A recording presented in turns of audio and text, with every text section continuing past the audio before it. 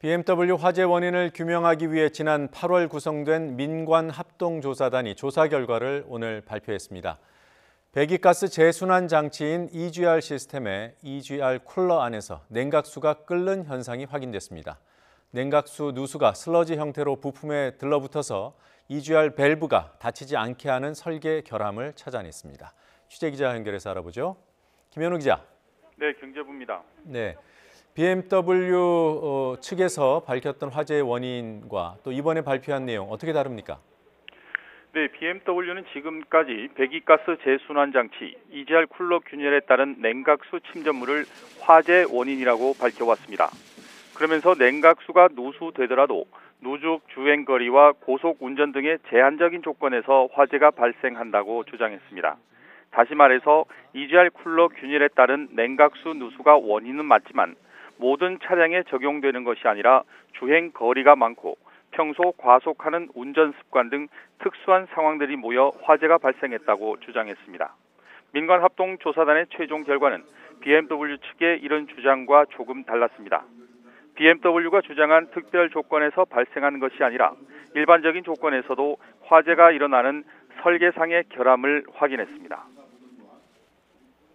네, 그러니까 EGR 쿨러 균열에 따른 냉각수 누수는 맞고요. 이런 현상이 과속 등의 특수 상황에만 나타나는 게 아니다. 아예 설계 단계부터 잘못됐다. 이거죠? 네, 그렇습니다.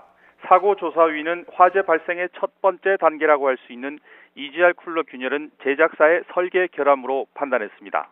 다시 말해 EGR 쿨러 내에 냉각수가 끓는 이른바 보일링이 발생하는데 이런 현상은 일반적인 설계나 BMW사의 설계 조건에서도 발생하면 안 되도록 되어 있습니다.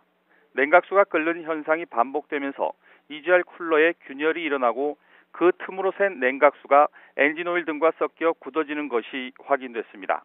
냉각수 등의 물질이 굳어지면서 EGR 밸브 열림이 고착화되고 500도씨 이상 고온 가스가 유입되면서 화재가 발생한 것으로 조사단은 확인했습니다. 네.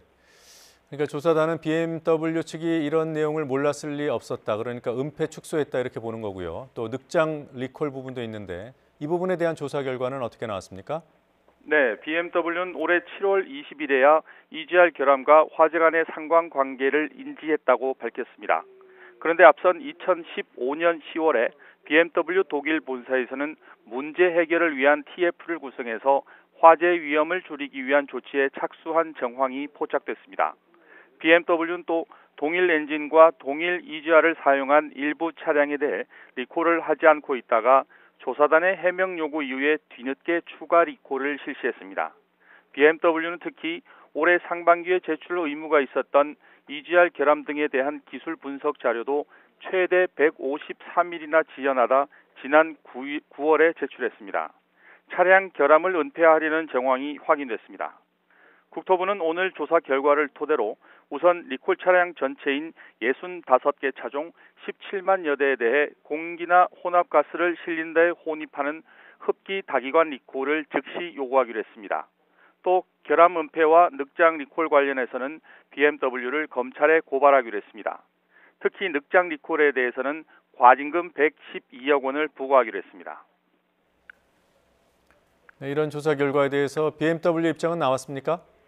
네, 나왔습니다. 민관합동조사단의 발표 이후 BMW 코리아는 입장문을 통해 배기가스 재순환 장치 EGR 쿨러 누수가 화재의 핵심 원인이라는 점을 재확인한 것이라며 기존 입장을 고수했습니다.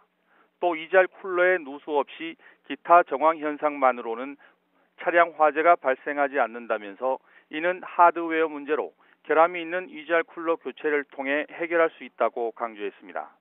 또 BMW는 고객들이 겪었을 불편에 대해 사과하고 이른 시일 안에 리콜 조치를 완료하는 동시에 현재 진행되고 있는 조사에도 협조해 관련 의혹을 해소하도록 하겠다고 밝혔습니다.